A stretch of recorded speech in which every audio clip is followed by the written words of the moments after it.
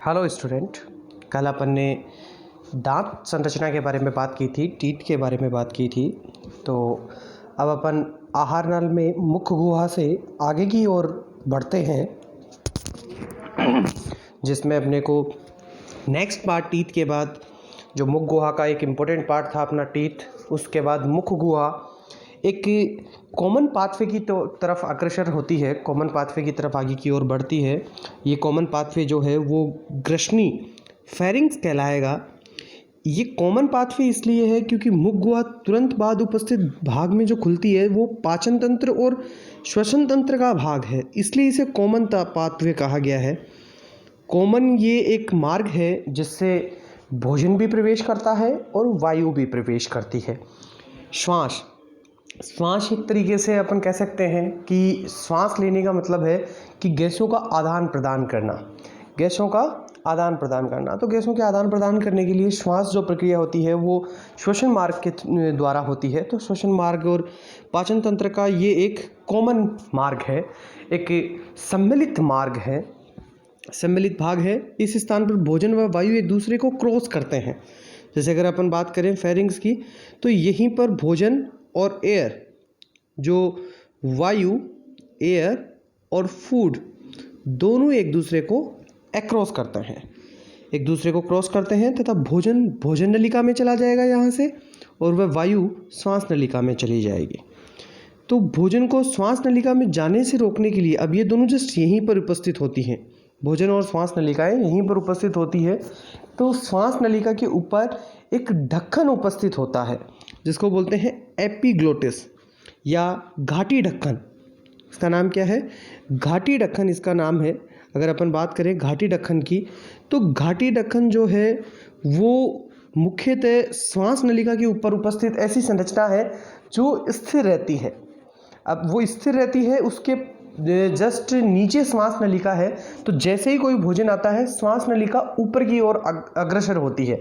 मतलब आप कह सकते हो कि आपका जो वक्षीय भाग है उसमें श्वास नलिका ऊपर की ओर अग्रसर होती है, और ऊपर की ओर अग्रसर होने की वजह से जो श्वास नलिका है वो एपिग्लोटिस के साथ जुड़ जाती है, जिससे भोजन कभी भी श्वास नलिका में प्रवेश ना करके हमेशा भोजन नलिका में ही प्रवेश करता है। नेक्स्ट पार्ट की अगर अपन बात करें तो भोजन फेरिंग्स के बाद प्रवेश करेगा भोजन नलिका में, वायु नलिका में, मतलब ट्रेकिया में। तो नेक्स्ट स्टेप में अगर अपन बात करें तो ग्रशिका वह संरचना है ईसोफेगस जो एक लंबी नलिका का संरचना है। इसकी एक औसतन लंबाई भी है, औसतन इसकी लंबाई 25 सेंटीमीटर होती है। एक सीधी लंबी नलिका है ये। जैसे अगर अपन बात करें नलिका की, तो ये एक सीधी लंबी नलिका है। अब नलिका समान संरचना है तो ये ग्रहणी के तुरंत बाद, फेरिंग्स के तुरंत बाद उपस्थित हो जाती है। इसका सिर्फ एक ही मुख्य कार्य है कि ये भोजन को आमाशय तक पहुंचाती है। अब बहुत से लोगों के समझ में नहीं आ रहा होगा कि भोजन को आमाशय तक पहुंचाती है, तो आमाशय जस्ट इसके नीचे उपस्थित है।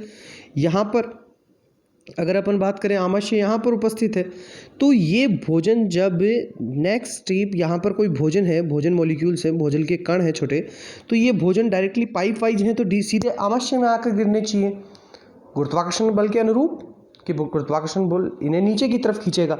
लेकिन ये भोजन कभी भी, ये भोजन के जो अवयव हैं या फिर भोजन के जो बोलस हैं, ये पदार्थ हैं, ये छोटे जो टुकड़े हैं, ये कभी भी गुरुत्वाकर्षण के अनुरूप गति नहीं करते हैं। ये हमेशा कर्मानुकुंचन गतियाँ करते हैं, क्योंकि जो भोजन नलिका है, ग्रशिका है, जो ग्रशिका है वो नलिका क्रमानुकुंचन गति करती है। इस तरीके से गति करती है कर्मानुकुंचन, जिसमें अगर अपन बात करें तो भोजन यहाँ पर उपस्थित है, एक भोजन का पार्टिकल, तो उसको नीचे की तरफ पुश किया जाएगा। अब जैसे नीचे की तरफ पुश किया जाएगा तो वो भोजन कर्मानुकुंचन गति से ही नीचे की तरफ अग्रसर होगा। ठीक है, इसको थोड़ा सा ध्यान रखें कि भोजन हमेशा कर्मानुकुंचन गति द्वारा ही गति करता है। आहार नाल की, संपूर्ण आहार नाल की बात है ये। किसी तभी तो भोजन, अगर अपन बात करें कि जैसे कई बार ऐसे ये है कि कई बार बहुत से शरारती बच्चे होते हैं जो लेटे लेटे ही कुछ खाद्य पदार्थ खा लेते हैं। तो वो क्या खाद्य पदार्थ अगर लेटे हुए खाएंगे तो वो क्या यहीं पर रुक नहीं जाएगा, भोजन नलिका में ही रुक जाएगा। लेकिन वो भोजन नलिका में नहीं रुकता है, वो सीधा ही धीरे धीरे कर्मानुकुंचन गतियों द्वारा कहाँ चला जाता है? आमाशय में चला जाता है। नेक्स्ट स्टेप में अगर अपन बात करें आमाशय, ये एक इम्पोर्टेंट पार्ट है। गत वर्ष इससे क्वेश्चन नहीं आया है, ना इस वर्ष आया था, तो इससे थोड़ा इम्पोर्टेंट क्वेश्चन बनता है कि आमाशय जिस तरीके से, किस तरीके से ये इसके छोटे क्वेश्चन बनने की संभावना ज़्यादा अधिक रहती है, और कंपटीशन एग्ज़ाम में भी इसका एक बहुत अच्छा इम्पोर्टेंट रोल है आमाशय का। तो भोजन नलिका जो है ग्रशिका, वो बाईं ओर एक जे समान अंग में खुलती है। एक पैकेट है, ये थैलेनुमा संरचना है। जैसे अगर अपन बात करें संरचना की, तो ये अपने पास हो जाएगी जो ग्रशिका है वो ये नीचे की तरफ जे शेप स्ट्रक्चर।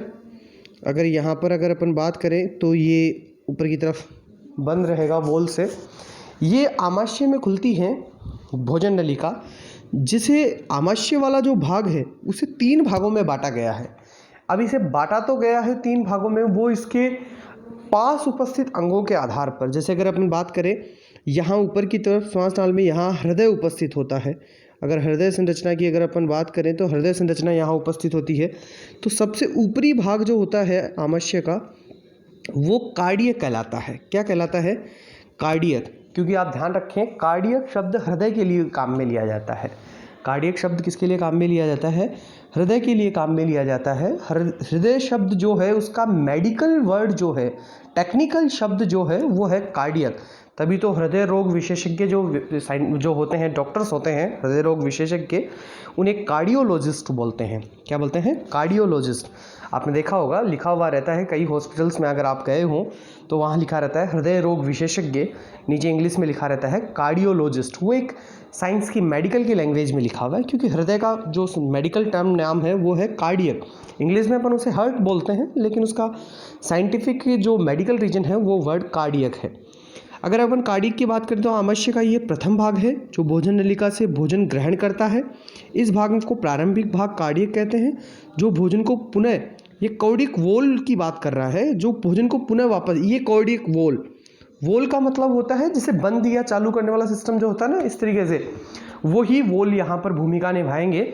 जब भी अपन बात करेंगे अपने सिलेबस में वॉल्स की, तो वॉल का मतलब यही समझा जाएगा कि वहाँ से किसी भी भोज्य पदार्थ को, वहाँ से किसी भी द्रव्य पदार्थ को भेजने या आने, ये मतलब जाने या आने के लिए एक मार्ग से होकर गुजरना, एक मतलब टर्निंग पॉइंट से होकर गुजरना पड़ता है। जैसे टोल टैक्स, तो वहाँ पर जैसे उसके पास परमिशन होगी तो वो आ जाएगा, नहीं तो नहीं जा पाएगा, वॉल उसे रोक लेगा। वॉल का मतलब है कुछ समय के बाद खुलेगा, कुछ समय के बाद नहीं खुलेगा, तो वो नियंत्रण में रखते हैं अपने पास। नेक्स्ट स्टेप में बात करें अपन कार्डियक के बाद, तो इसे इंपॉर्टेंटली याद रखें में, यानी इसकी रोकता है और ये लगभग 10% भाग ही बनाता है, मतलब सबसे ऊपरी भाग ही होता है आमाशय का ये। नेक्स्ट स्टेप में अगर अपन देखें तो फंडस, सेकंड पार्ट जो इसका है वो है फंडस। ये मध्य पार्ट है और सबसे इम्पोर्टेंट पार्ट है, सबसे बड़ा पार्ट भी है ये आमाशय का। आमाशय का ये मुख्य भाग है जो 80% क्षेत्रफल को घेरता है, जिसमें मुख्यतः जठर ग्रंथियाँ उपस्थित है। देखो शब्द आ गया है ग्रंथियाँ। अगर आपको कल का याद है, परसों का जब भी पढ़ाया था आपको, जो त्वचा ग्रंथियाँ थी, तब मैंने बताया था ग्रंथियाँ। अब ग्रंथियों का मुख्य कार्य क्या होता है? ये कोशिकाओं का समूह है।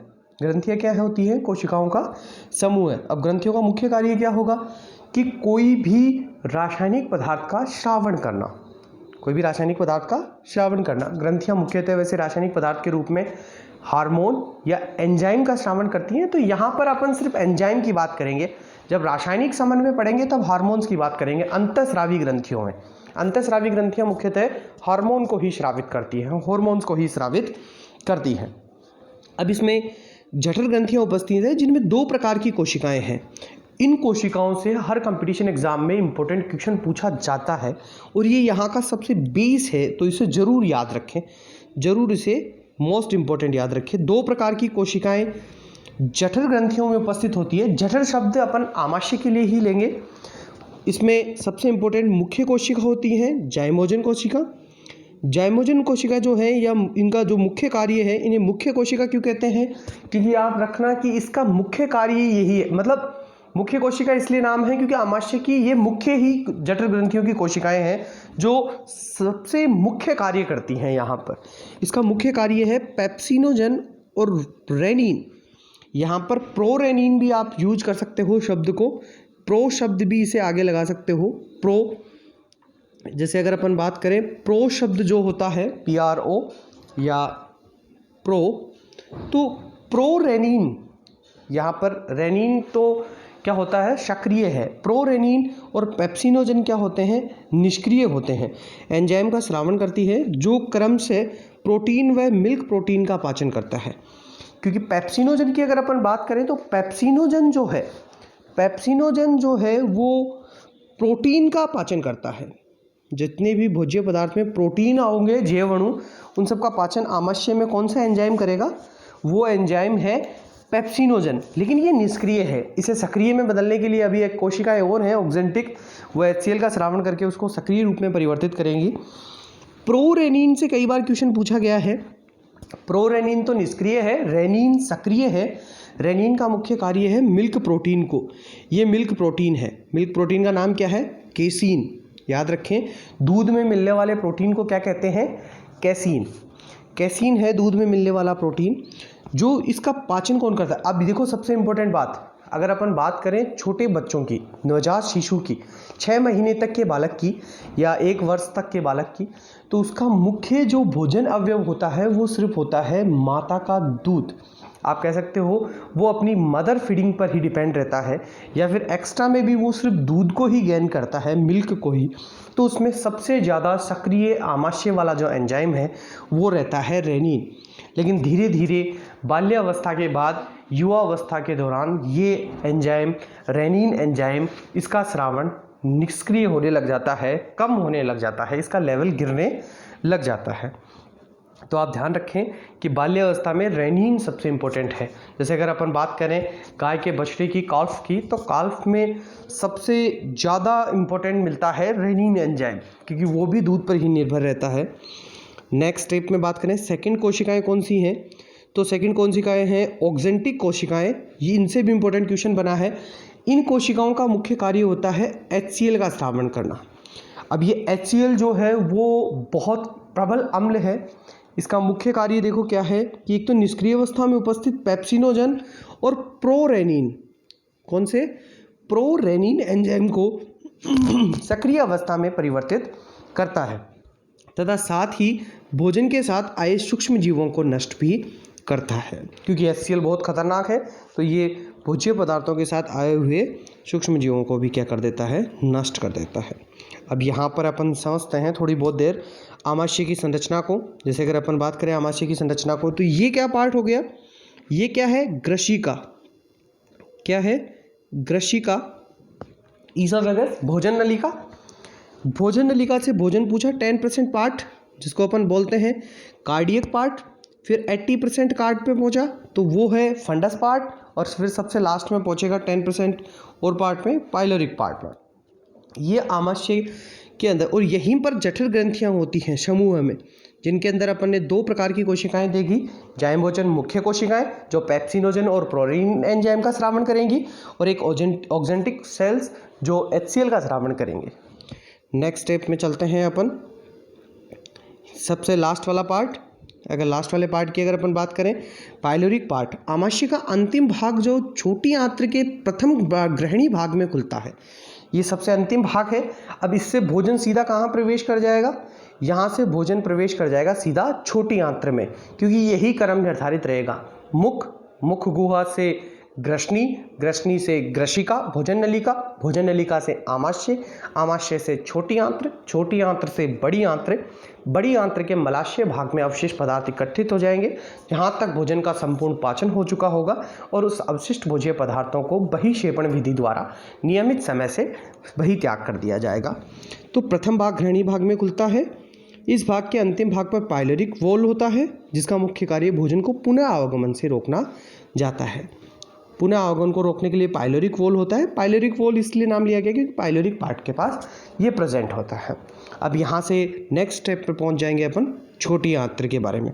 ये इम्पोर्टेंट है, और यहाँ पर बहुत सारे एंजाइमों के बारे में अपने को पढ़ना पड़ेगा, जिसको अपन नेक्स्ट क्लास में डिस्कस करेंगे। अभी आप आमाशय तक रीड करें, और यहाँ पर एक चीज़ ध्यान रखें, काइम कई बार आता है, तो 1-2 वर्ड होते हैं, बोलस बोलस और काइम। देखो बोलस शब्द जो होता है मुख गुहा में क्या होती है, लार, सलाइवा पढ़ेंगे, फिर पढ़ेंगे लार के साथ भोजन। जो भोजन प्लस लार जो होती है वो भोजन तो मिक्स होकर एक जैसे छोटे छोटे गुदगुदा बन जाता है, तो उस भोजन को तो कहते हैं बोलस। और HCl गिरने से, HCl प्लस भोजन, तो HCl गिरने से भोज्य पदार्थ जो होते हैं HCl गिरने से वो एक तरीके से हो जाते हैं पाचन के बाद, और HCl के बाद थोड़े से ब्लैक कलर के, काले रंग के दिखाई देते हैं, तो ऐसा भोजन कहलाता है काइम। तो अब आप ध्यान रखिए छोटी आंत में कौन सा भोजन आएगा, काइम, और आमाशय में कौन सा आया था, बोलस। इस तरीके से आप उसको ध्यान रखें। कल अपन बात करेंगे छोटी आंत्र की।